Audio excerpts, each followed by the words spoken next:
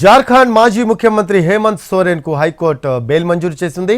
Land scam లో జనవరి 31న Hemant Soren arrest అయ్యారు. Money laundering కేసులో సోరెన్ ను ఈడీ అరెస్ట్ చేసింది. బిర్సా ముండా జైల్లో జ్యుడిషియల్ కస్టడీలో ఉన్న ఆయన హైకోర్టు తీర్పుతో 5 నెలల తర్వాత జైలు నుంచి బయటకు రానున్నారు.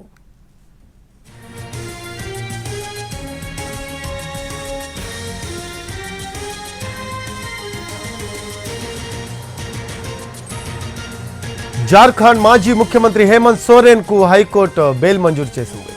ల్యాండ్ స్కామ్ లో జనవరి 31న హేమంత్ సోరెన్ అరెస్ట్ అయ్యారు. మనీ లాండరింగ్ కేసులో సోరెన్ ను ఈడీ అరెస్ట్ చేసింది. బిర్సా ముండా జైల్లో జ్యుడిషియల్ కస్టడీలో ఉన్న ఆయన హైకోర్టు తీర్పుతో 5 నెలల తర్వాత జైలు నుంచి బయటకు రానున్నారు.